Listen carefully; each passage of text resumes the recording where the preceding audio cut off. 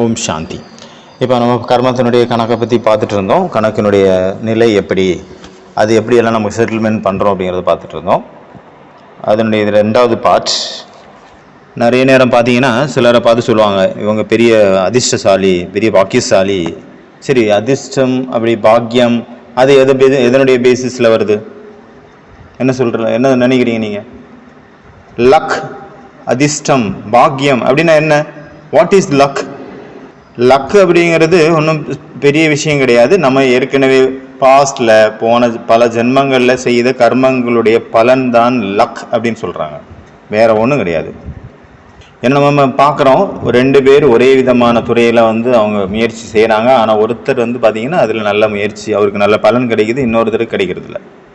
2 பேரும் ஒரே விதமாக தான் அவங்க முயற்சி பண்ணுறாங்க. ஆனால் 2 பேரும் ஒரே மாதிரியான உழைப்பு அங்கே போட்டும் கூட ஒரே மாதிரியான பலன் கிடைக்கிறது இல்லை. அதை தான் லக் அப்படின்னு சொல்கிறாங்க. ஆனால் லக் கிடையாது. ஆக்சுவலி வேற எந்த ஒரு எக்ஸ்ட்ரா பவரும் கிடையாது. லக் அப்படின்னா போன ஜென்மங்கள், பழைய ஜென்மங்களில் செய்த நல்ல கர்மங்களுடைய பலன் அங்கே வேலை செய்யுது, அவ்வளோதான். இப்போ 4 விதமான செட்டில்மெண்ட்டை பற்றி பார்த்துட்டு இருந்தோம். இப்போ எக்ஸாம்பிளுக்கு பார்த்தீங்கன்னா நம்ம இப்போ வேலை தேடிட்டு இருக்கிறோம்னு வச்சுக்கோங்க. படித்து முடிச்சாச்சு, வேலை தேடிட்டு இருக்கோம். நமக்கு வேலை எங்கே கிடைக்கும்? வேலை பயங்கரமாக தேடிட்டு இருக்கிறோம் நிறைய இடங்கள்ல. ஆனால் நமக்கு வேலை கடைசியில் எங்கே கிடைக்கும்? எந்த கம்பெனியில் வேலை கிடைக்கும்? எந்த இடத்துல நமக்கு வேலை கிடைக்கும் அப்படின்னா, எந்த கம்பெனியில் நம்ம கூட யார் அக்கௌண்ட் இருக்குதோ அவங்க எல்லாம் எந்த கம்பெனியில் ஒன்றா இருக்காங்களோ அந்த இடத்துல தான் நமக்கு வேலை கிடைக்கும். நிறைய நேரத்தில் நமக்கு தகுதியே இருக்காது சில பேருக்கு, ஆனாலும் கூட அந்த இடத்துல அவங்களுக்கு வேலை கிடைச்சிடும். அப்படி நடக்குது நிறைய தடவை. நிறைய நேரத்தில் பார்த்தீங்கன்னா நிறைய கம்பெனியில் இருப்பாங்க, அவங்களுக்கு அதில் அந்த வேலைக்கான தகுதியே இருக்காது, ஆனாலும் அவங்களுக்கு அங்கே வேலை கிடைச்சிருக்கும், அங்கே வேலை பார்த்துட்டு இருப்பாங்க. இது அவங்களுடைய லக்கான்னு கிடையாது. சரி, லக்குன்னே வச்சுக்கோங்க, பாக்கியம், அதிர்ஷ்டனே வச்சுக்கோங்க. அந்த அதிர்ஷ்டம் எதனுடைய பேசிஸில் வந்தது? அவங்களுடைய பாஸ்ட் கர்மாஸ்னுடைய பலனாக வந்திருக்கு, அவ்வளோதான். அதனால் நீங்கள் பார்த்து போட வேண்டிய அவசியம் கிடையாது. ஈஸியாக ஒரு வேலையும் செய்யாமல் சம்பளம் நமக்கு நிறைய கிடைக்குது அப்படின்ட்டு நீங்கள் பார்த்து பொறாமப்பட வேண்டிய அவசியம் கிடையாது. ஏன்னா யாருமே உழைக்காமல் ஒரு தண்ணி கூட குடிக்க முடியாது, ஒரு பைசா கூட கிடைக்காது காரணம் இல்லாமல். ஒருத்தவங்க ஒரு கிளாஸ் தண்ணி கொடுக்குறாங்கன்னா கூட அது ஏதோ ஒரு காரணத்தினால தான் கொடுக்குறாங்க, சும்மா கொடுக்க மாட்டாங்க. அதனால் அவங்களுக்குலாம் கர்ம ஃபிலாசபி அங்கே ஒர்க் பண்ணுறதுனால யாரெல்லாம் அங்கே கர்ம கணக்குள்ளவங்க அந்த இடத்துல இருக்காங்களோ அவங்களுக்கு அங்கே தகுதிகள் இல்லாட்டியும் கூட அந்த இடத்துல வேலை கிடைச்சிருது, அந்த இடத்துக்கு வேலையை போயிடுறாங்க. ஏன்னா மற்றவங்கெல்லாம் அவங்களுடைய கணக்கு கடங்காரங்க. நிறைய நம்ம சொல்கிறோம், இவருக்கு அதிர்ஷ்டவசமாக அந்த இடத்துல கிடச்சிருச்சு, ஃபார்ச்சுனேட்லி இவருக்கு ரொம்ப லக் அப்படின்னு சொல்கிறாங்க. ஆனால் அப்படி கிடையாது. ஏன்னா கம்பெனிக்கு போன பிறகு நமக்கு பார்த்தீங்கன்னா நிறைய பேர் கூட நமக்கு ஒத்துப்போம், நிறைய பேர் கூட ஒத்தே போகாது. இதுதான் செட்டில்மெண்ட்ஸ். உங்களுடைய செட்டில்மெண்ட் ஆஸ்திரேலியா, அமெரிக்கான்னு எழுதியிருந்தது அப்படின்னா உங்களுடைய கர்மம் அங்கே உங்களை கூட்டிகிட்டு போயிடும். நிறைய பேர் சொல்லுவாங்க, நான் எனக்கு ஒரு ஆப்பர்ச்சுனிட்டி கிடச்சிச்சு, பொன்னான வாய்ப்பு கிடச்சிச்சு ஆஸ்திரேலியா, அமெரிக்கா போகிறதுக்கு. இது வாய்ப்பு கிடையாது, பொன்னான வாய்ப்பெல்லாம் கிடையாது, அதிர்ஷ்டம் ஒன்றும் கிடையாது. உன்னுடைய செட்டில்மெண்ட் அவ்வளோதான். உங்களுடைய கர்மத்தினுடைய கணக்கு செட்டில்மெண்ட்டுக்காக அந்த இடத்துல கூட்டிகிட்டு போயிருக்கு. ஏன்னா உங்கள் கடங்காரங்கள்லாம் அங்கே தான் இருக்காங்க. அப்போ புரிஞ்சுதான் இதான் 4வது கடைசி செட்டில்மெண்ட். இந்த மாதிரி கூட செட்டில்மெண்ட் ஏற்படுது. இதே சேம் கணக்கு அங்கே இந்த மரணத்துக்கு இறப்புன்னு சொல்கிறோம் இல்லையா, அதுக்கு கூட இதே சேம் தான் கணக்கு. இப்போ நான் உங்களுடைய ஃபேமிலியினுடைய மெம்பராக நான் ஏன் இருக்கேன்? இப்போ நான் ஒரு ஃபேமிலியில் இருக்கேன்னு வச்சுங்க, அந்த ஃபேமிலியில் தான் நான் போய் பிறந்திருக்கேன். ஏன்னா அந்த ஃபேமிலியில் இருக்கிறவங்க அந்த மெம்பர்ஸ் கூட தான் நம்மளுடைய அக்கௌண்ட்ஸ் இருக்குது, கணக்கு இருக்குது. இப்போ ஆத்மா போயிருக்குது அந்த ஃபேமிலியில், அங்கே கணக்கு இருந்ததுனால எப்போ அங்கே கணக்கு முடிஞ்சிச்சோ, செட்டில்மெண்ட் ஆயிடுச்சோ, 0 பேலன்ஸ் ஆயிடுச்சோ, அப்போ 1 செகண்ட் கூட அங்கே இருக்காது அந்த ஆத்மா. உடனே அங்கே சரீரத்தை விட்டுட்டு வந்துடும், வேற இடத்துக்கு போயிடும். ஏதாவது ஒரு காரணம் அங்கே மரணத்திற்கு, அந்த உடலை விட்டு பிரியறதுக்கு ஏதாவது ஒரு காரணம் அங்கே அமைஞ்சிருது தானாகவே, இயற்கை திட்டப்படி. அதுதான் பார்த்தீங்கன்னா மரணம். எதை நம்ம சாவு, மரணம், டெத் அப்படின்னு சொல்கிறோமோ, இப்போ அது மரணம் அப்படின்னு சொல்ல முடியாது, சாவு மரணம் அப்படின்னு சொல்ல முடியாது. ஒரு குரூப் ஆஃப் பீப்புள் கூட நம்மளுடைய செட்டில்மெண்ட் இருந்தது, அங்கே முடிஞ்சிச்சு. அப்போ அந்த இடத்த விட்டுட்டு நம்ம இன்னொரு குரூப்புக்கு போகிறோம். ஏன்னா அங்கே இன்னும் செட்டில்மெண்ட் இருக்குது. இந்த செட்டில்மெண்ட் முடிஞ்சு போச்சு, இன்னொரு இடத்துக்கு போய் அங்கே செட்டில் பண்ண போகிறோம், அவ்வளோதான். சேஞ்ச் பண்ணிக்கிறோம். எப்படி ட்ரெஸ்ஸு சேஞ்ச் பண்ணுற மாதிரி இந்த உடம்புங்கிறது ஆத்மாவுடைய ட்ரெஸ்ஸு. இதை சேஞ்ச் பண்ணிட்டு வேறு இடத்துக்கு போகுது, வேறு ட்ரெஸ்ஸை போட்டுக்குது, அவ்வளோதான், அம்பிட்டு தான். அது எங்கே புதுசாக அந்த ஆத்மா போகுதோ அந்த இடத்துல பார்த்தீங்கன்னா புதுசாக பிறந்தோன்னா அங்கே குஷியை கொண்டாடுறாங்க. ஆனால் இவர் எங்கே விட்டுட்டு வந்தாரோ அந்த இடத்துல துக்கத்தில் அழுதுட்டு இருக்காங்க. That is different. புரிஞ்சுதான்? நிறைய பேர் என்ன பண்ணுறாங்க, ஒருத்தர் இறந்து போயிட்டார் அப்படின்னா அவரை நினச்சி அழுதுகிட்டே இருக்காங்க, அவரை நினைவிலே இருக்காங்க. ஆனால் உண்மையிலே சொல்லப்போனால் அது இறந்து போயிட்டாங்க அப்படின்னுங்கிற வார்த்தை கூட தவறான வார்த்தை. அங்கே சாகிறது இல்லை, யாரும் இறந்து போகிறது இல்லை, மரணம் கிடையாது. அங்கே எப்போ ஒருத்தவங்க இறந்து போயிட்டாங்களோ, அந்த உடலை விட்டு போயிட்டாங்களோ அந்த நேரத்தில் அவங்க பார்த்தீங்கன்னா ரெண்டு விஷயத்தை சேஞ்ச் பண்ணிக்கிறாங்க. ஒன்று வந்து ட்ரெஸ், இன்னொன்று வந்து அட்ரஸ். அட்ரஸ் அப்படின்னா அவங்க இடத்த மாற்றிட்டாங்களே, அந்த வேற ஒரு இடத்துல பிறந்திருந்தாங்க, இன்னொரு இடத்துல போய் பிறந்துடுறாங்க. அப்புறம் ட்ரெஸ் சேஞ்ச் பண்ணிடுறாங்க. அப்படின்னா உடம்பை மாற்றிக்கிறாங்க. உடம்புங்கிறது ஆத்மாவுடைய ட்ரெஸ் பார்த்தோம் ஏற்கனவே. உலகத்தில் சொல்கிறாங்க ஆத்மா வந்து மனுஷன் வந்து இறந்து போயிட்டார் அப்படின்னா அவன் காலி கையோடு வந்தார், வெறுங்கையோடு வந்தார், வெறுங்கையோடு போவார் அப்படின்னு சொல்கிறாங்க. ஆனால் அது உண்மை கிடையாது. இப்போ யாராவது ஒருத்தவங்க இறந்துட்டாங்க, நம்ம இறந்து போகிறது கிடையாது, நம்ம சொல்கிறோம்னு வச்சுக்கோங்க. ஆத்மா வந்து உடலை மாற்றுது, அதுக்கு தான் இறந்து போகிறதுன்னு சொல்கிறாங்க. அப்போது ஒரு ஆத்மா இந்த சேஞ்ச் பண்ணுது, ஒரு உடம்பு விட்டுட்டு இன்னொரு உடம்புக்கு போகுது அப்படின்னா அங்கே ரெண்டு விஷயத்த அது கூடவே எடுத்துகிட்டு போகுது. ஒன்று வந்து பாவ புண்ணியத்தினுடைய கணக்கை எடுத்துகிட்டு போகுது, இன்னொன்று அதனுடைய அந்த ஜென்மத்தினுடைய சுபாவ சமஸ்காரங்கள் குணாதிசயங்களையும் கூடவே எடுத்துகிட்டு போகுது. நல்ல கர்மம், நல்ல மற்றும் கெட்ட கர்மங்களுடைய பலனை எடுத்துகிட்டு போகுது, அப்புறம் நல்ல கெட்ட சுபாவ சம்ஸ்காரங்களையும் கூடவே எடுத்துகிட்டு போகுது. அது சப்கான்சியஸ் மைண்டில் ரெக்கார்ட் ஆயிடுது. அந்த ரெண்டு விஷயங்கள் தான் அடுத்த ஜென்மத்தில் அவங்க எங்கே போய் பிறக்கணும், அவங்க எந்த மாதிரியான சுகபோகங்களை அனுபவிக்கணும், இல்லை கஷ்டப்படணுமா அப்படிங்கிறத அதுதான் நிர்ணயம் பண்ணுது. இந்த ஜென்மத்தில் ஒருத்தர் கூட கர்மத்தினுடைய அக்கௌண்ட்டை ஓப்பன் பண்ணிட்டீங்கன்னு வச்சுங்க, யார்கிட்டயோ ஒருத்தர்கிட்ட பணம் வாங்கினீங்க, நீங்கள் ரிட்டர்ன் பண்ணல, அவர் வந்து பார்த்தீங்கன்னா ஏதோ ஒரு ஜென்மத்தில் உங்களுடைய பையனை வந்து பிறப்பார், அவருக்கு உடம்பு சரியில்லாமல் போவோம், நீங்கள் அவருக்காக செலவு பண்ணுவீங்க, உங்களுடைய பணம் எல்லாம் காலியானோன்னா அந்த பையன் இறந்து போயிடும். அது வரைக்கும் அட்மிட்டில் இருப்பாப்புல, கோமாவில் இருப்பாருன்னு வச்சுக்கோங்க. அவருக்கு உங்கள் பைசா எல்லாத்தையும் செலவானோன்னே அவர் அந்த இடத்த விட்டு போயிடுவார், சரீரத்தை விட்டு வேறு இடத்துக்கு போயிட்டார், அக்கௌண்ட் க்ளோஸ் ஆகிடுச்சு இல்லையா. அதனால் நான் வந்து சமுதாயத்தில் ஒருத்தருடைய பேரை ரொம்ப கெடுத்துவிட்டேன். ஒருத்தரை பற்றி ஊர் ஃபுல்லாக பார்க்குறவங்களெல்லாம் கூப்பிட்டு வச்சு ஒருத்தரை பற்றி கெட்டது வேண்டாத விஷயங்களை நான் சொன்னேன் அப்படின்னு வச்சுக்கோங்க. அவங்களுடைய நிலையை அதோ கதி ஆக்கிட்டேன். நான் என்னுடைய பழியை தீர்த்துட்டேன். அந்த மனிதர் ஏதாவது ஒரு ஜென்மத்தில் உங்களுடைய மகனாக வந்து பிறப்பார். அவர் வந்து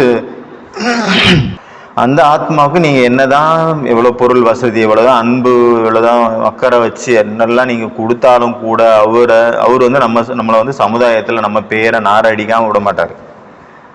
நம்ம வந்து எவ்வளோ அங்கே பண்ணியிருந்தோமோ போன ஜென்மத்தில் அதே அளவு அதனுடைய வட்டி முதலுமா இங்கே வந்து ரிட்டர்னில் நமக்கு கிடைக்கும். அதனால நிறைய பேர் சொல்லுவாங்க, அப்போ தாய் தந்தை பாருங்க, அம்மா அப்பாவும் எவ்வளோ நல்லவங்க, ஆனால் பையன் பாருங்க உருப்படாத கேஸாக இருக்கான் அப்படின்ட்டு. அது உருப்படாத கேஸ் கிடையாது, அது செட்டில்மெண்ட். அதனால் இதை புரிஞ்சுக்கிறது ரொம்ப ரொம்ப முக்கியம். அதனால் தாய் தந்தை இருக்கிறாங்க அப்படின்னா அவங்கள பையன் வந்து ரொம்ப கொடுமைப்படுத்துவார். அவங்க வந்து ரொம்ப நல்லது தான் பண்ண விரும்புவாங்க. எல்லாரும் சொல்லுவாங்க, பாருங்கள் அம்மா அப்பா எவ்வளோ நல்லவங்களாக இருக்காங்க, பையன் எவ்வளோ கொடுமைப்படுத்துகிறான் பாருங்க அப்படின்ட்டு. அது கொடுமை கிடையாது. அவங்க நீங்கள் போன ஜென்மத்தில் பார்த்துருந்தீங்கன்னா இவங்க அவரை கொடுமைப்படுத்தியிருப்பாங்க. இப்போ மருமக வந்து மாமியாரை ரொம்ப கொடுமைப்படுத்துகிறாங்க அப்படின்னா அவங்களுடைய போன ஜென்மத்தை நீங்கள் எடுத்து பார்த்தீங்கன்னா, அந்த புத்தகத்தை எடுத்து பார்த்தீங்கன்னா அவங்க மருமகளாக இருந்திருப்பாங்க, இவங்க மாமியாராக இருந்து குடும்பப்படுத்தியிருப்பாங்க. அதனால் இந்த மாதிரி செட்டில்மெண்ட்ஸ் ஏற்படுகிறது. இதே மாதிரி தான் பார்த்தீங்கன்னா மேரேஜ் ஆகட்டும், டைவர்ஸ் ஆகட்டும், இதுவும் இதே பேசிஸில் தான் இருக்குது. சில நேரம் நம்ம ட்ரெயினில் போயிட்டுருப்போம், யாராவது ஒருத்தர் எதிரில் வருவாங்க, கூட இருப்பாங்க, அவங்க கூட ரொம்ப நல்ல ஃப்ரெண்ட்ஷிப் ஏற்பட்டுரும். இதே மாதிரி தான் டைவர்ஸ் கூட சில நேரம் நல்லா தான் போயிட்டுருக்கோம், திடீர்னு ஏதோ ஒரு அவங்களுக்குள்ள டைவர்ஸ் ஆகிறதுக்கான காரணம் அமையும், டைவர்ஸ் ஆயிரும். உங்களுக்கு விருப்பமே இல்லை, ஆனாலும் நீங்கள் என்னதான் மண்டையை உடைச்சாலும் அது நடந்தே தீரும். அதுதான் சொல்லுவாங்க, எவ்வளோதான் புரிய வச்சாலும் அந்த அம்மாவுக்கு புரியலையே அப்படின்னு சொல்லுவாங்க. ஏன்னா புரியாது, ஏன்னா அக்கௌண்ட்ஸ் அவ்வளோதான் கிளியர் ஆயிடுச்சு. அதாவது செட்டில்மெண்ட் முடிஞ்சதுனால அவங்க சேர்ந்து அவங்களுக்கான பலன் என்ன கிடைக்கணுமோ அது கிடைச்சிருச்சு. இனிமேல் தனியாக இருந்து அந்த துக்கத்தை அனுபவம் வேணும், பிரிவினுடைய துக்கத்தை அனுபவம் பண்ணணும் அப்படிங்கிறது கணக்கில் இருக்குது அப்படின்னா அவங்க பிரிஞ்சிருவாங்க. அதனால் எவ்வளோ அக்கௌண்ட் இருக்கோ அது வரைக்கும் தான் ஒருவருடைய தொடர்பு ஏற்படுமே தவிர அது முடிஞ்சிச்சு அப்படின்னா அங்கே தொடர்பே அவங்கள பார்க்கவே மாட்டோம் நம்ம, அவ்வளோதான் முடிஞ்சது, கணக்கு ஜீரோ. இதே சேம் மெத்தட் தான் பார்த்தீங்கன்னா காதல்னு சொல்கிறாங்க, இல்லை லவ், அதுலேயும் இதே மெத்தட் தான். காதலில் நான் விழுந்துட்டேன், ஃபால் இன் லவ் அப்படின்னு சொல்கிறாங்க.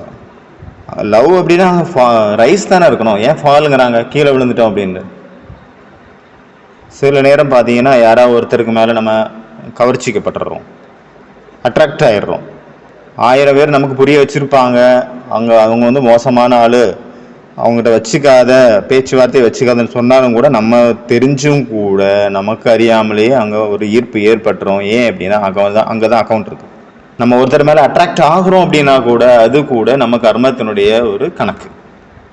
நீங்கள் இதை வச்சு நீங்கள் தெரிஞ்சுக்கலாம். இப்போ எக்ஸாம்பிளுக்கு பார்த்தீங்கன்னா ஹஸ்பண்ட் ஒய்ஃப் இருக்காங்க, அவங்க போன ஜென்மத்தில் பார்த்தீங்கன்னா ரொம்ப அட்டாச்சாக இருந்தாங்க, ஒருத்தர் ரொம்ப அன்பாக இருந்தாங்க, அவங்க இறந்துட்டாங்க. அடுத்த இந்த ஜென்மத்தில் அதே போல் வந்தாச்சு. ஹஸ்பண்டினுடைய போன ஜென்மத்தில் ஹஸ்பண்டாக இருந்தவருடைய கணக்கு வேறு மாதிரி இருக்கும். ஒவ்வொருத்தருடைய அக்கௌண்ட் வேறு வேறு மாதிரி தானே இருக்கும். எப்படி இருந்தாலும் அவங்க 2 பேரும் சரீரம் விட்டு அடுத்த ஜென்மத்துக்கு வந்துட்டாங்கன்னு வச்சுக்கோங்க. காலேஜ் ஸ்கூல் படிக்கிறது வரைக்கும் வேறு வேறு இடத்துல இருக்கிறாங்க, காலேஜில் ஒரே இடத்துல அவங்களுக்கு அட்மிஷன் கிடைக்குது. ஹஸ்பண்டினுடைய அக்கௌண்ட் வந்து நல்ல அக்கௌண்ட் இல்லை, அவருடைய கர்மா வந்து மோசமாக இருக்குது, அதனால் அவருடைய பாடி நல்லா இல்லை, இப்போ அழகாகவே இல்லைன்னு வச்சுக்கோங்க, அசிங்கமாக இருக்கார். ஆனால் அவங்க அந்த மனைவியினுடைய அந்த சோல் பாடி வந்து அழகாக இருக்குதுன்னு வச்சுக்கோங்க. ஒரே காலேஜில் இருக்காங்க, ஒய்ஃப் பியூட்டிஃபுல்லாக இருக்காங்க. நம்ம அந்த ஃபஸ்ட்டு அவங்க மீட்டு அவங்களுக்கு ஏற்படுது காலேஜில், பார்த்தோன்னே அவங்களுக்கு விரும்பாட்டா கூட அவங்களுக்கு ஏற்படும், இவர் என்னுடையவர், இவருக்கும் எனக்கும் ஏதோ இருக்குது, அவரை ரொம்ப பிடிக்கும் நமக்கு. அவர் அழகாகவே இருக்க மாட்டார், ஆனாலும் ரொம்ப பிடிக்கும். அவங்க சப்கான்ஷியஸ் மைண்டு வந்து ஏற்றுக்கும், அதனால் அவங்க ரெண்டும் ஒன்றா சேர்ந்துருவாங்க. ஏன்னா சப்கான்ஷியஸுக்கு தெரியும்ல, அது ஃபுல்லாக இருக்குது. முகம் மாறிடுச்சு, வருஷம் கடந்துடுச்சு, ஆனால் சப்கான்ஷியஸ் மைண்டு அதே தான் இருக்குது, பழசு. அதனால அது இழுக்குது, கவர்ந்து இழுக்குது. அப்போ மற்ற எல்லாருக்கும் பயங்கர ஆச்சரியமாக இருக்குது. இந்த அம்மா வந்து இவர்கிட்ட என்னத்தை பார்த்துட்டாங்க, இவரை மேரேஜ் பண்ணிட்டாங்க, பார்க்கறதுக்கு நல்லாவே இல்லை, அசிங்கமாக இருக்காப்புல, என்னதான் நடக்குது அப்படின்னு சொல்லுவாங்க. இது வேற ஒன்றும் கிடையாது, கர்ம கணக்கு, கார்மிக் அக்கௌண்ட். அதனால ஃபால் இன் லவ்னு சொல்கிறாங்க உலகத்தில், எக்ஸ்ட்ரா மெரிட்டல் அட்டாச்மெண்ட் அப்படின்னு சொல்கிறாங்க. யாருக்குமே தெரியாது எப்போ வந்து போன ஜென்மத்தினுடைய ஹஸ்பண்ட் ஒய்ஃபை வந்து இங்கே வந்து ஆஃபீஸில் ஒன்றா மீட் பண்ணுவாங்க அப்படின்னு யாருக்குமே தெரியாது. இந்த மாதிரியும் சொல்லக்கூடாது, நான் ஒருத்தர் மேலே எனக்கு ரொம்ப அட்டாச்மெண்ட் வந்துச்சு, ரொம்ப பிடிச்சி போச்சு, அவங்க அழகில் நான் மயங்கிட்டேன், உடனே நான் சொல்லிக்கிட்டேன் உங்களுக்கு எனக்கு அக்கௌண்ட் இருக்குது அப்படின்னு. அதனால நம்ம பிகே அனுப்புகிறோம் அந்த மாதிரி சொல்லிக்கக்கூடாது, இது நல்லா கிடையாது. பார்க்குறவங்களெல்லாம் இவங்களுக்கு எனக்கு கணக்கு இருக்குது, ஏன்னா அவங்க ரொம்ப அழகாக இருக்காங்க, எனக்கு அட்ராக்ட் ஆகுது அப்படின்னு சொல்லிட்டு தெரிஞ்சு, அது கூட தவறான விஷயம்.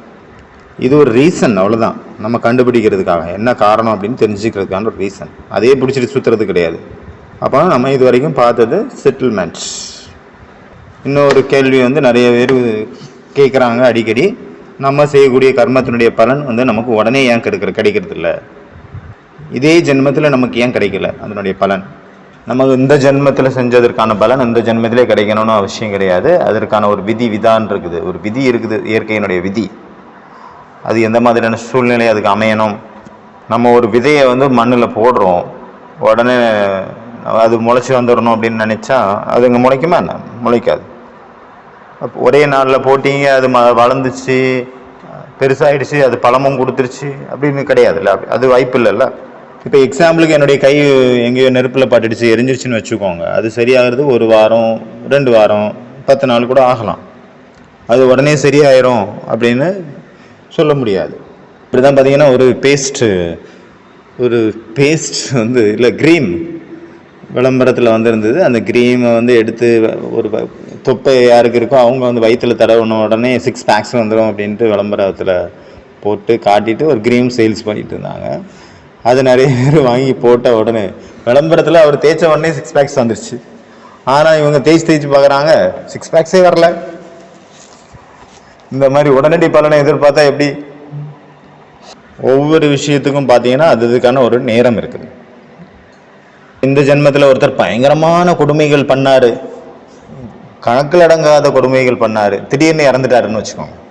அவருடைய செட்டில்மெண்ட்டு இன்னும் முடியல, அவருக்கு நிறைய பாவ கர்மங்களுடைய கணக்கு இருக்குது அப்படின்னா அதை செட்டில் பண்ணுறதுக்காக அடுத்த ஜென்மம் அவங்க எடுத்தே தீரணும். அதனால் நம்ம என்ன ஒரு கர்மம் செய்கிறோமோ அதனுடைய ரிசல்ட் வந்து உடனே இன்ஸ்டண்ட்டாக கிடைக்கும் அப்படின்னு நம்ம சொல்ல முடியாது, அதை எதிர்பார்க்கவும் முடியாது. ஆனால் நம்ம பார்த்தபடி பார்த்திங்கன்னா இப்போ சங்கமிகம் நடந்துகிட்டு இருக்குது. இந்த நேரம் இன்ஸ்டண்ட்டான உடனுடனே அதனுடைய பழைய கணக்கும் முடிஞ்சிட்டு இருக்கு. இப்போ என்ன செய்யணுமோ உடனுடன் இதனுடைய பலனும் நமக்கு கிடச்சிட்ருக்கு. இது அந்த மாதிரியான நேரம், லாஸ்ட் டைம், செட்டில்மெண்ட் டைம். நிறைய பேருடைய வாழ்க்கையை நம்ம பார்க்கும்போது அதில் கிளியராக தெரியுது இவங்களுடைய செட்டில்மெண்ட் என்ன போயிட்டுருக்கு அப்படிங்கிறது. அதனால் இந்த ஜென்மத்தில் செஞ்சது இப்போ தான் கிடைக்கும் அப்படின்னு கிடையாது. அடுத்த ஜென்மத்தில் கேரி ஃபார்வர்ட் ஆகி அப்போ கூட அங்கே கூட போய் அனுபவம் பண்ணலாம். இது கேள்வி. அடுத்த 2வது கேள்வி, எவ்வளோ மனிதர்கள் நல்ல கர்மம் செய்கிறாங்க, கெட்ட கர்மம் செய்கிறாங்க, ஏதோ ஒன்று கர்மம் செய்கிறாங்க. அதாவது ஒருத்தர் இருக்கார், அவருக்கு இப்போ வேண்டாத வேலையை தான் செஞ்சுட்டு இருக்காரு, அவ்வளோ பாவ கர்மம் செஞ்சுட்டாரு, ஆனாலும் ஜாலியாக இருக்காரு, என்ஜாய் பண்ணிட்டு இருக்கிறாரு. இதை பார்த்துட்டு யார் நேர்மையாக இருக்காங்க, நல்லவங்களாக இருக்காங்களோ, நல்ல கர்மம் செய்கிறாங்களோ அவங்களும் பார்த்தீங்கன்னா அவங்களுடைய பாதையை மாற்றிக்கிறாங்க. அவங்க கெட்டது செய்கிறாங்க, நல்லா இருக்காங்க, நான் நல்லது செய்கிறேன், எனக்கு ஒன்றுமே ஆகலை, நான் ஏழ்மையில தவிச்சிட்டு இருக்கிறேன், நல்லதுக்கு காலம் இல்லைன்ட்டு அவங்களும் கெட்ட வேலைக்கு போயிடுறாங்க. அவங்களுடைய கொள்கைகளையே மாற்றிக்கிறாங்க, குணங்களையே சேஞ்ச் பண்ணிக்கிறாங்க. ஆனால் அது மிகப்பெரிய தவறு. நம்ம பார்க்குற நிறைய பேர் நிறைய நல்ல காரியம் செய்வாங்க, ஆனாலும் அவங்க பயங்கர போராட்டத்தில் இருப்பாங்க, கஷ்டத்தில் இருப்பாங்க. ஏன்னா அவங்க பழைய பாவ கர்மங்களுடைய கணக்கு இருக்கும், பெண்டிங் இருக்குது, அதை அனுபவம் பண்ணிட்டு இருக்காங்க. இப்போ பண்ணிட்டு இருக்கிற புண்ணிய கணக்கினுடைய இது பலன் கொஞ்சம் லேட்டாக வேணால் கிடைக்கலாம். அதே போல் இன்னொருத்தர் பாவ காரியம் செஞ்சுட்டு இருக்காரு நிறைய, ஆனால் அவர் சுகமாக இருக்கார் அப்படின்னா அவருக்கு பழைய நல்ல கர்மத்தினுடைய பெண்டிங் இருக்கலாம். அதுவும் எது வரைக்கும் வரும் யாருக்கு தெரியும்? அது முடிஞ்சு போச்சுன்னா அவங்களுடைய நிலைமை தெரிஞ்சு போயிடும் தானாகவே. அப்போ ஒருத்தர் தவறான காரியம் செஞ்சுட்டு இருக்காரு, நிறைய கொடுமைகள் பண்ணிட்டு இருக்காரு, ஆனாலும் அவர் சுகமாக இருக்கார் அப்படின்னா அப்போ இயற்கை பார்க்கும் இல்லையா, இவருடைய பாவத்தினுடைய குடம் நிரம்பிச்சா இல்லையா, இல்லைன்னா புண்ணியத்தினுடைய குடம் காலி ஆயிடுச்சா இல்லையா. ஏன்னா அவருக்கு பாவத்தினுடைய கணக்கு இவ்வளவு செஞ்சுட்டு இருக்காரு, ஏறிட்டு இருக்கு, ஆனாலும் அவருக்கு புண்ணியத்தினுடைய பானை கொஞ்சம் இருக்குது, பெண்டிங் இருக்குது, அதை அனுபவிச்சுட்டு இருக்கிறாரு. எப்போ அவருடைய கணக்கு முடிஞ்சிருச்சோ, புண்ணிய கணக்கு பேலன்ஸ் எல்லாம் முடிஞ்சு 0 ஆயிடுச்சோ, பாவகர்மம் கூட நிறைஞ்சிருச்சோ, அப்போ அவங்க நம்பரும் வந்துடும் தானாகவே. அதனால தான் நம்ம சொல்கிறோம், சத்தியத்தா அப்படிங்கிறது ஒரு பொழுதும் மறைச்சு வைக்க முடியாது. சத்தியம் என்றாவது ஒரு நாள் வெளிப்பட்டே தீரும். அதுக்கு ஒரு டைம் வரணும். ஏதாவது ஒரு ஆன்மீகவாதி ஆகட்டும், இல்லை குருவாகட்டும், இல்லை சன்னியாசி ஆகட்டும், அவங்களுக்குள்ள உண்மை சத்தியம் இல்லை அப்படின்னா, சத்தியம் இருக்குது அப்படின்னா அது ஒரு நாள் வெளியே தீரும், சத்தியம் இல்லை அப்படின்னா அதுவும் ஒரு நாள் வெளியே தீரும். இதுதான் இயற்கையினுடைய சித்தாந்தம். இதிலிருந்து யாருமே தப்பிக்க முடியாது. முதல்ல பார்த்தீங்கன்னா சுகமயமாக இருக்கிறாங்க, ஊரை ஏமாத்திட்டு நல்லா பொழைச்சிட்டு இருக்காங்க அப்படின்னு தோணும். ஆனால் ஏதோ ஒரு காரணம் அங்கே அமையும், அவங்களுடைய முழு எல்லா வேண்டாத வேலையும் அங்கே வெளிப்படும், ஊருக்கு முன்னாடி தெரிஞ்சு போயிடும், அப்புறம் நாரி போயிடுவாங்க. ஒவ்வொருவருக்கும் அதற்கான பலன், அதற்கான தண்டனையாகட்டும், இல்லை நல்ல விஷயமாகட்டும் அது இருக்கு. யாருமே தப்பிக்க முடியாது அவங்க அந்த மாதிரி காரியம் செஞ்சுருந்தாங்க அப்படின்னா. யாரோ ஒருத்தவங்க தவறுகள் நிறைய செஞ்சுட்டு இருக்கிறாங்க, பாவ கர்மம் செய்கிறாங்க, ஆனாலும் கூட அவங்க குஷியாக இருக்காங்க அப்படின்னா அவங்க சிரேஷ்ட கர்மத்தினுடைய பலன் இன்னும் வந்துட்டு இருக்கு, பெண்டிங் இருக்குது. எப்போ அந்த ஸ்டாக் காலி ஆயிருமோ அப்போ அவங்க தானாகவே அவங்களுடைய அடுத்த கணக்கு ஸ்டார்ட் ஆயிடும். யாராலையும் அவங்கள காப்பாற்ற முடியாது. என்ன கர்மம் செஞ்சாங்களோ அதனுடைய பலனை அவங்க அனுபவிச்சே தீரணும். அதில் ஒரு மாற்று கருத்து கிடையாது. அடுத்தது இன்ட்ரெஸ்டிங்கான கொஸ்டின் பார்த்தீங்கன்னா, நம்ம கர்மம் செய்யணும், ஆனால் அது எப்படி செய்கிறது, கர்மத்தினுடைய பலன் என்ன, கர்மம் செய்கிறதுக்கான கலை எப்படி, ஆர்ட் ஆஃப் கர்மா. இப்போ ஒரு ஆஃபீஸில் 2 பேர் இருக்காங்க, 2 பேருடைய சேலரியும் ஒரே மாதிரி இருக்குது, 2 பேருடைய சேலரியும் ஒரே மாதிரி இருக்குது அப்படின்னா 2 பேருடைய கர்மத்தினுடைய கணக்கும் ஒரே மாதிரி இருக்குன்னு சொல்ல முடியாது இல்லையா. ஏன்னா நம்ம ஃபஸ்ட்டு பார்த்தோம், நம்ம கர்மம் ரொம்ப முக்கியம் கிடையாது, கர்மத்தினுடைய இன்டென்ஷன் என்ன அதுதான் முக்கியம், அவங்க உள்நோக்கம் என்ன அதுதான் முக்கியம். அதுதான் ஒருத்தருடைய கர்மத்தினுடைய பலனை பாசிட்டிவாக நெகட்டிவானு ஃபிக்ஸ் பண்ணக்கூடியது, அந்த இன்டென்ஷன் என்ன அப்படின்னு. ஒருத்தர் இருக்காரு, அவருடைய சுயநலத்துக்காக தன்னுடைய ஃபேமிலிக்காக பணம் சம்பாதிக்கிறாரு. ஒருத்தர் அவருடைய ஆஃபீஸில் 8 மணி நேரம் 9 மணி நேரம் ஒர்க் பண்ணுறாரு அப்படின்னா அவருடைய இன்டென்ஷன் என்னது, தான் நல்லா இருக்கணும், தன் ஃபேமிலி நல்லா இருக்கணும். இன்னொருத்தர் இதே வேலை தான் செய்கிறாரு, ஆனால் அவருடைய மனசில் இருக்குது நான் உலக நன்மைக்காக செய்யணும். அவருடைய குழந்தைங்களும் அதில் இருக்காங்க, அவங்களுக்கு என்ன தேவையோ அது பூர்த்தி ஆயிரும்னு வச்சுக்கோங்க. ஆனால் அவருடைய இன்டென்ஷன் என்னவா இருக்குது, சோஷியல் இன்டென்ஷன். சேம் சேலரி தான், ஆனால் அவருடைய பாவனை என்னவா இருக்குது, எல்லைக்கு அப்பாற்பட்டதாக இருக்குது.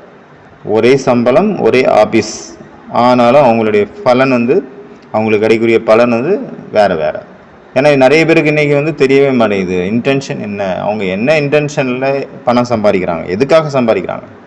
அதனால் நான் ஒரு காரியம் செய்கிறேன் அப்படின்னா அது என்ன இன்டென்ஷனில் பண்ணுறேன், என்னுடைய குழந்தை குட்டிகளுக்காக நான் சம்பாதிக்கிறேன்னா இல்லைனா உலக நன்மைக்காக நான் சம்பாதிக்கிறேன்னா, அந்த இன்டென்ஷன், அந்த உள்நோக்கம் ரொம்ப ரொம்ப முக்கியம். நான் நிமித்தமாக இருக்கேன், நான் ஒரு இன்ஸ்ட்ருமெண்ட்டாக இருக்கேன், நான் பகவானுடைய சேவையில் பகவானுடைய சேவைக்காக நான் ஒரு கர்மா பண்ணிகிட்ருக்கிறேன், காரியம் பண்ணிகிட்ருக்கிறேன். பகவான் என்னுடைய ஃபேமிலியை பார்த்துப்பாரு அப்படின்னு வச்சுக்கோங்க. பணம் வரும், பணம் நம்ம கையில் வந்துடும். ஆனால் என்னுடைய இன்டென்ஷன் அங்கே என்னவாக இருந்தது, உள்நோக்கம் என்னவாக இருந்தது, சோசியல், சமூக சேவை, உலக சேவை. அப்போ அதனுடைய பலன் எப்படி அதுக்கேற்ற மாதிரி அமையும்ல. அந்த கர்ம அந்த சேலரி நம்ம கையில் வரும்போது அவ்வளோ குஷி ஏற்படும். ஏன்னா நம்ம அந்த மாதிரியான இன்டென்ஷனில் பண்ணுறோம். ஒருவேளை நான் ஃபேமிலிக்காக சுயநலத்துக்காக மட்டும்தான் அந்த வேலையை செய்கிறேன் அப்படின்னா உங்கள் கையில் பணம் வந்தால் கூட உங்களுக்கு கையில் குஷி இருக்காது உங்கள் மனசில். அதனால் இதை வச்சு தெரிஞ்சுக்கலாம். நிறைய பேர் சொல்கிறாங்க பலனை எதிர்பாராத சேவை செஞ்சால் தான் உயர்ந்த சேவை. அப்படி கிடையாது. இந்த இடத்துல பாபா கிளியராக சொல்லியிருக்கிறாரு, நம்ம எந்த ஒரு காரியம் செஞ்சாலும் ஆத்மா உணர்வுலேருந்து செய்யும் போது மட்டும்தான் அது பலன் எதிர்பாராத சேவை அப்படின்னு சொல்ல முடியும். ஏன்னா உடல் உணர்வுலேருந்து நம்ம எந்த ஒரு காரியம் செஞ்சாலும் அதனுடைய பலன், அதனுடைய ஆசைகள் அங்கே ஏற்பட்டுருது.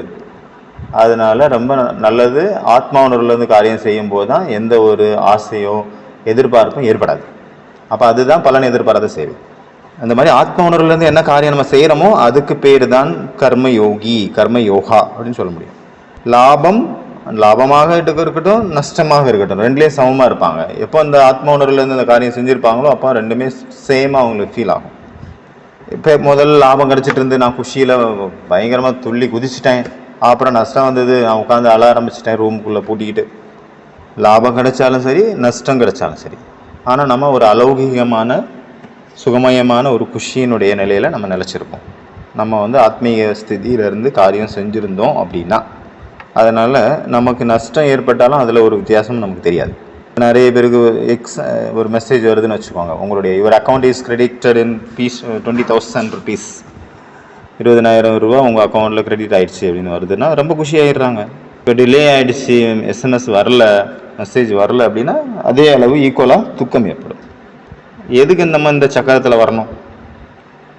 அதனால் ரெண்டு விஷயம். ஒன்று பார்த்தீங்கன்னா கர்மம் எந்த கர்மம் செஞ்சாலும் அதனுடைய பலனுடைய ஆசை இல்லாத நிலையில் யார் கர்மம் செய்ய முடியும் அப்படின்னா யார் ஆத்மீக ஸ்வரூபத்திலிருந்து ஒவ்வொரு காரியம் செய்கிறாங்களோ அவங்களால தான். ஆத்ம நினைவு, அதாவது பரமாத்மா நினைவிலிருந்து காரியம் செய்வது அப்படின்னு இதற்கு தான் சொல்லப்படுகிறது. அதனால் இது ஒரு கலை, இதுதான் வாழ்க்கை வாழும் கலை. ஆத்ம உணர்வுலேருந்து ஒவ்வொரு காரியத்தையும் செய்கிறது. இதில் ரொம்ப கவனம் கொடுக்கணும். இதுதான் most important of the subject Brahma குமாரிஸில். அதனால் இது வரைக்கும் நமக்கு கிடைச்ச ஞானத்தை நம்ம ஆக்டிவேட் லைஃப்பில் நம்ம அப்ளை பண்ணல அப்படின்னா நம்ம இது வரைக்கும் நம்ம எதுவும் அடையலை அப்படின்னு அர்த்தம். ஆகையினால செக் பண்ணுங்கள், நான் எந்த இன்டென்ஷனில் இந்த கர்மத்தை நான் செஞ்சேன். நிமித்த பாவ், இன்னைக்கு வானிலை கூட சொன்னார்ல பாபா, நிமித்த பாவ். நான் ஒரு இன்ஸ்ட்ருமெண்ட்டாக இருக்கிறேன், பகவான் என்ன செய்ய வச்சுட்ருக்கிறார், செய்விப்பவர் செய்விச்சிட்ருக்கிறார், நான் ஜஸ்ட் இன்ஸ்ட்ருமெண்ட். நிச்சயந்தான் இருங்க, ஒரு கவலையும் இல்லாமல். இப்போ பேங்கில் கேஷியர் இருக்காருன்னா அவருக்கு நிறைய பணம் வந்துச்சுன்னா குஷி அடைவாரா என்ன? நிறைய போயிடுச்சு அப்படின்னா துக்கம் அடைவாரா என்ன? ஏன்னா அவருக்கு தெரியும் அது என்னுடையது கிடையாது, அங்கே நான் நிமித்தமாக இருக்கேன், ஜஸ்ட் அவ்வளோதான். அதனால் நம்ம ஃபஸ்ட்டு என்ன பார்த்தோம், நம்மளுடைய இன்டென்ஷன், கர்மத்தினுடைய இன்டென்ஷன் என்ன, அதை வச்சு தெரிஞ்சுக்கலாம். அப்புறம் நிமித்த பாவ், ஆத்மீக நிலையிலேருந்து ஆத்மஸ்வரூபத்திலேருந்து காரியம் செய்யணும். அப்போ தான் நம்ம அந்த நிஷ்காம் சேவா, அந்த பலன் எதிர்பாராத அந்த நிலையில் நம்ம நிலச்சிருக்க முடியும். இதெல்லாம் நம்ம செய்யலை அப்படின்னா இந்த கிளாஸ் எல்லாம் கேட்கும்போது மஜாவாக தான் இருக்கும், ஆனால் அதனால் ஒரு பிரயோஜனம் இல்லை அப்படின்னு தோணும். நம்ம ஆத்மாபிமானி நிலையிலேருந்து ஒவ்வொரு காரியத்தையும் செய்யாமல் சும்மா கேட்டுக்கிட்டேன், ஆஹா சூப்பராக இருந்தது அப்படின்னு சொல்லிட்டு போயிடலாம். ஆனால் நம்ம அப்ளை பண்ணும்போது தான் அதனுடைய பலன் கிடைக்கும். மூணாவது பார்த்திங்கன்னா வெற்றி தோல்வி ரெண்டுலேயும் சமமாக இருக்கணும். அதாவது நிமித்தம், நான் நல்லது செஞ்சேன் அதனால் வெற்றி கிடச்சிருச்சு ஆஹா ஓஹோன்னு குஷியில், தோல்வி கிடச்சிருச்சுன்னா ஐயோன்ட்டு அந்த மாதிரி இல்லாமல் ரெண்டுலேயும் சமமாக இருக்கும். நிமித்தம், செய்விப்பவர் செய்ய வச்சுட்ருக்கிறார், அவ்வளோதான். இந்த மாதிரி 2-3 விஷயங்கள் நம்ம நினைவு வச்சுருக்கோம் அப்படின்னா அப்போது நினைவு வச்சிருக்கும் பொழுது நம்மளுடைய கர்மம் சிரேஷ்டமானதாக மாறுறதுக்கு உதவிகரமாக இருக்கும். அச்சா, ஓம் சாந்தி.